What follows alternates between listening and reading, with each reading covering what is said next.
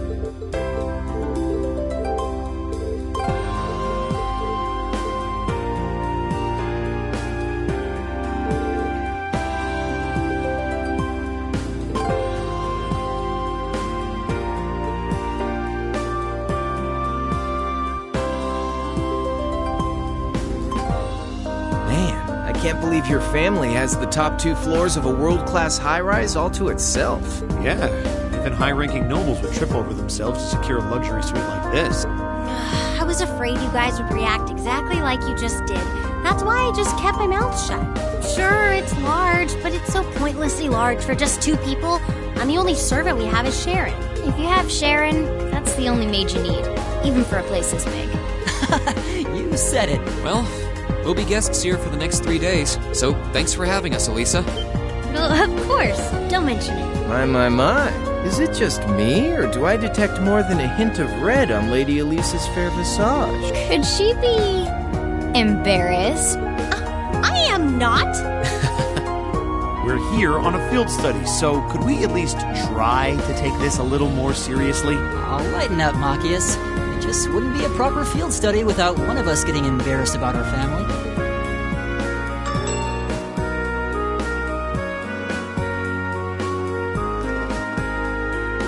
Welcome home.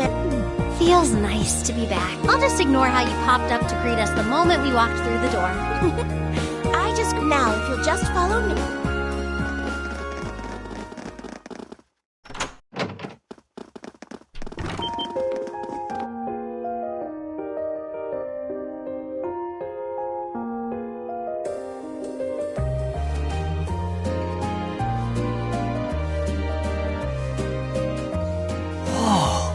Well, I'm impressed. This is even more grandiose than I'd expected. You can see the whole town out there below. Talk about the lap of luxury. Looks like a comfy place to take a nap. You guys really think so? I've been away from Ruhr for half a year, so I guess it does feel kind of nice to be home. I guess that's natural. I've already finished preparing dinner. Please, let me know whenever you're ready to eat. Thank you. I don't know about all of you, but I'm pretty hungry. What do you say we... Oh, wait, actually we can we? Mother said she'd be eating with us tonight, so we need to wait until she comes home. And there are quite a few things we need to ask her, too. Well, actually, my lady, I'm afraid I received a call from the chairman earlier. What?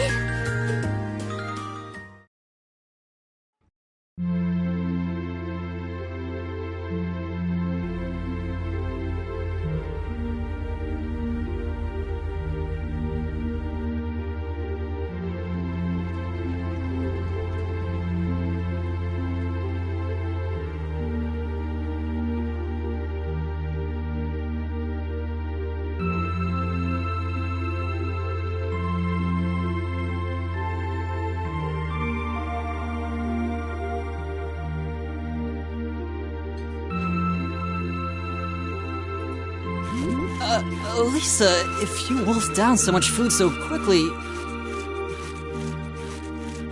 You'll get fat. Ah! It's just this once. I eat a balanced diet the rest of the time.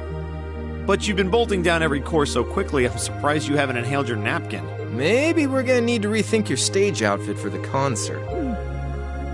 Crap. I almost forgot about that. If you're worried about us, you don't need to, you know? I know your mother promised she'd have dinner with us, but we all know she's a busy woman. And she said she'd try to make some time for us tomorrow instead. But still...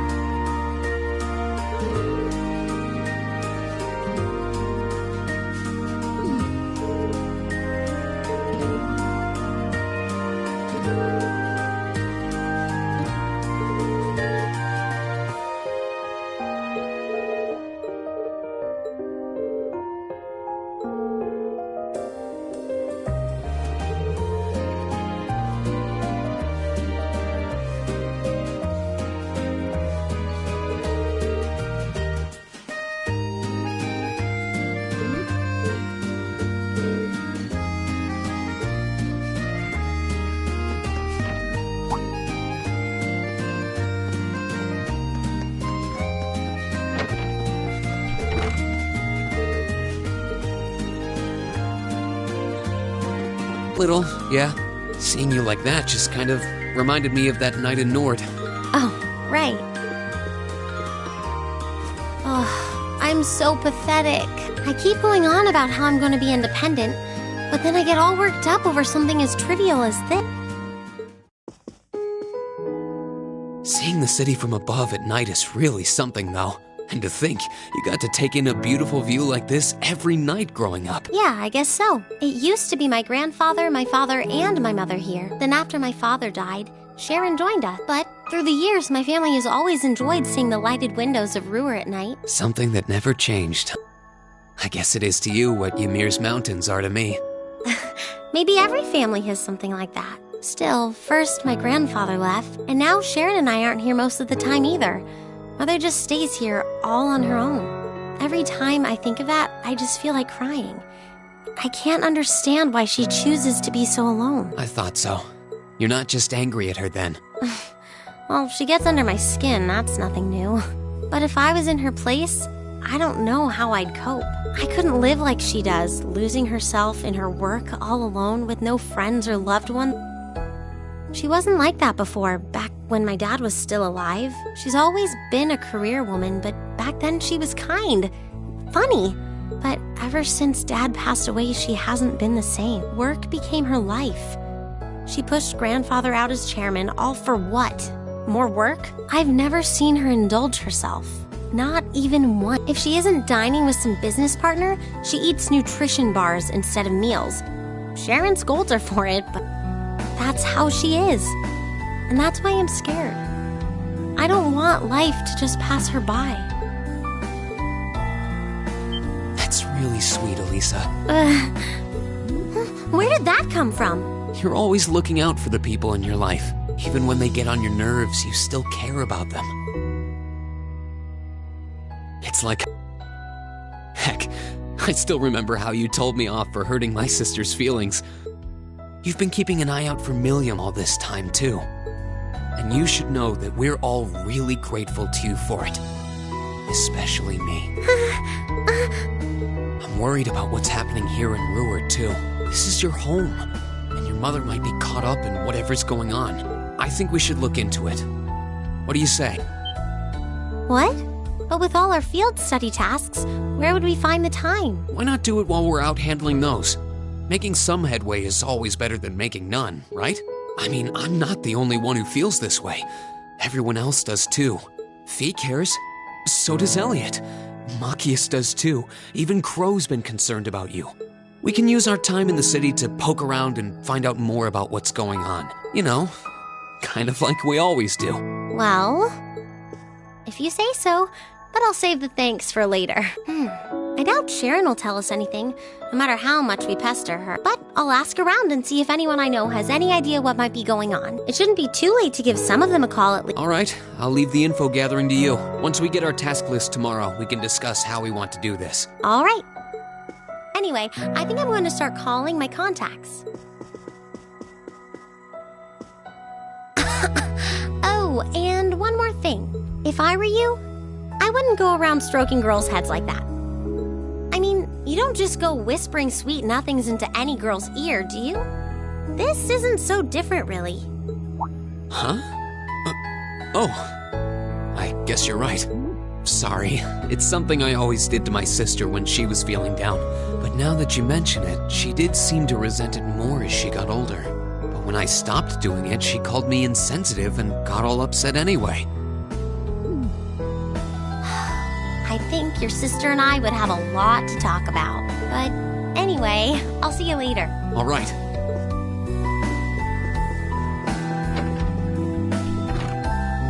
Well, she seems like she's feeling better now. I just hope our efforts will turn up some good leads.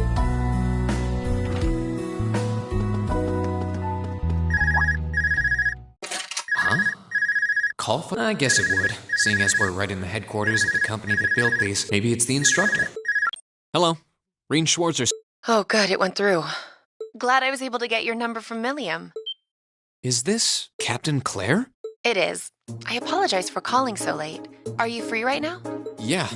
What's up? There's something important I'd like to discuss with you, but it's a matter best discussed in person. Would it be possible for you to meet me in the city? Sooner is preferable. Like, right now? Would this happen to be related to our field study? Technically speaking, yeah. But with the provincial army on alert, traveling in a large group would draw too much suspicion. That's why I decided to contact you directly. You're the team leader. People keep saying that, but I never recall agreeing. But, sure, I guess. I'll head out right now. Where should I meet you? Go to the upper level. On the south side of the elevated walkway, you'll see a bar called F. It's a quiet, upscale establishment. A bar called F on the south. Got it. I'll be waiting. And by the way, I'd rather you didn't mention any of this to Elisa. Huh? Because what I want to discuss with you happens to involve the Rhineford Company, but I'll leave it to your discretion. Anyway, you know where to find me. It feels a bit cruel to keep only Elisa out of the loop, but it sounds like it's pretty important. I think it'd be better to go now and tell everyone else about it later.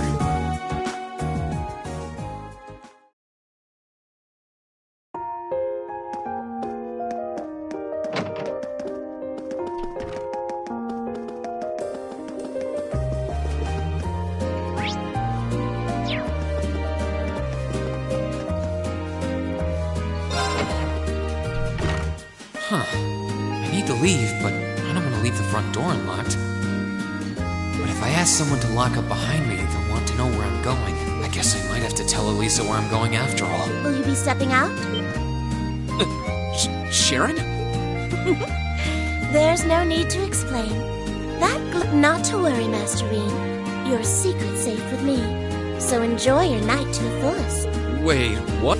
You have a date with a fetching young lady. I'll make sure no one notices your absence, especially my lady. I assure you, I'm not that lucky. I just got word that this acquaintance, and they wanted to catch up a bit. Very well then. I'd also be glad to help you build an ironclad alibi. No one would think twice, even if you were to stay out all night. I appreciate the thought, but anyway, Of course.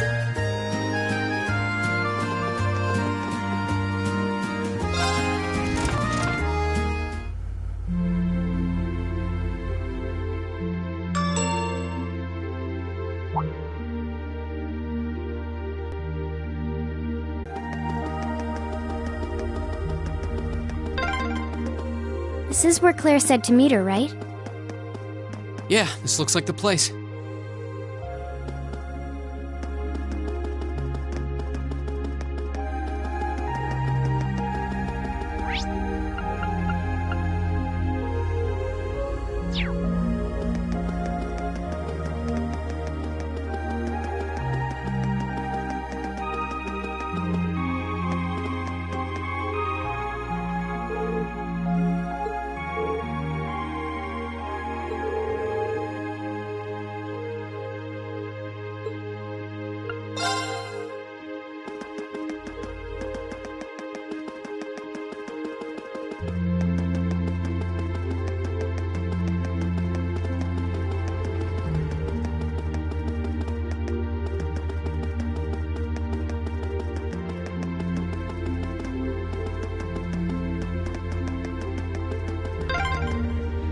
This was some kind of classy bar, I think? Seems pretty lively in there.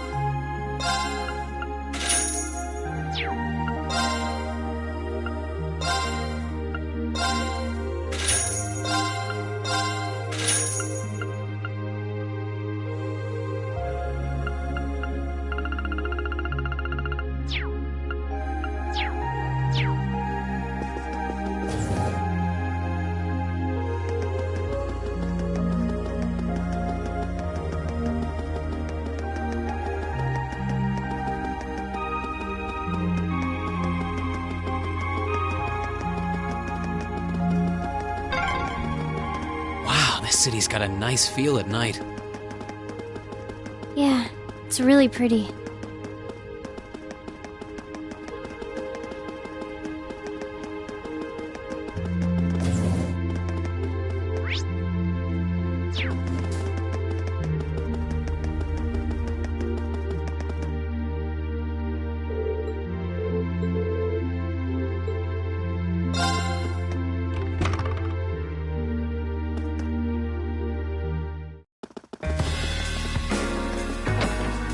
Alright, now to find Captain Claire. Oh!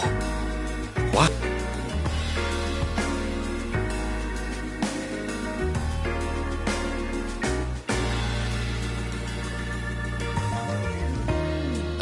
guess it makes sense that she wouldn't come here in uniform. The charms of an older woman, eh? I think I'll manage.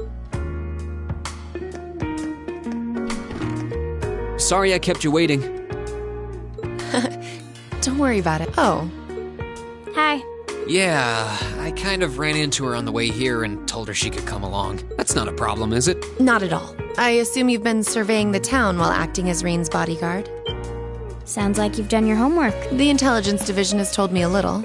Anyway, I think we might attract a little too much attention if we stay at the counter. What do you say we get a table for 3? It's good to see you both. I think this may be the first time we've been able to have a proper conversation. You may be right. I was hoping I'd get the chance to sit down and talk with you too, actually. Oh? You sure you don't want me to go? That's not what I mean. I have a lot of questions. Like, about why Milliam transferred into our class, for example. But there's one really fundamental question that would go a long way toward answering a lot of the others. What exactly is it that you and Chancellor Osborn are trying to accomplish? Let's look at that standoff with the Provincial Army earlier this evening. It's hard for me to feel much sympathy for them after they drove armored cars right into the middle of the city, but maintaining order in the provinces is generally accepted to be the duty of the Provincial Army. Maybe it's just me, but it seemed an awful lot like you were just trying to provoke them by belittling their authority. It did look like your people were picking a fight. Viewed without the proper context, I can see how it might look like that. But right now, the fact pendants and Calvert is still weathering its immigration dispute. In such volatile times, there's a very real need to create a far more expansive network to help maintain public order. The only organizations that are up to the challenge are the Railway Military Police. That may be the case. Still, your boss is the one making those conflicts worse. I can't deny that. But at the very least, the Chancellor is acting with... He hasn't stooped so low as to give aid to terrorists, unlike... I want you to at least understand that. Wait, so... Wow, she really said it. So the noble faction's been the one backing the terrorists, huh? I'm afraid there's no longer any doubting it. We've all but confirmed the involvement of Duke Cayenne, the most prominent representative. The 3 airships the Imperial Liberation Front have been using... I'd wondered how they got their hands on those. I've heard the Duke is just a gaudy old man. Eustace's brother came to pick him up in Legram, didn't he? That's what Toval told us. And now, Rufus just so happens to pop up on another of his secret trips. Captain Claire, what's going on in Ruhr? And how are Elisa's family and the Reinford Company involved? I guess it's time to get to the matter I called you here for in the first place. The Railway Military Police is currently weighing the possibility of a forced inspection of Reinford's first factory. Sounds serious. The first and handles the bulk of the company's iron and steel. They're also currently under suspicion of something The 2 of you are aware that project management at Reinford is split up across several major branches. It is? And on top of that, she's got her hands on the development of our Arcus units, too. It's way too much work for one person. How many projects does Mother have under her wing right now? Well, I'm afraid I can't give a simple answer, but suffice to say, the chairman only knows about a small number of the projects in development by the Reinford Group. Lately, the director... Come to think of it, I overheard Elisa and Sharon talking about something like that. For years now, Reinford has been the company is split into different divisions that handle things like steel production. The problem is that those divisions have simply become large enough to have their own internal allegiances. Some to the nobles, with others supporting the reformist faction. Are you... So even companies are taking side. I'm sure Reinford is aware of this to at least some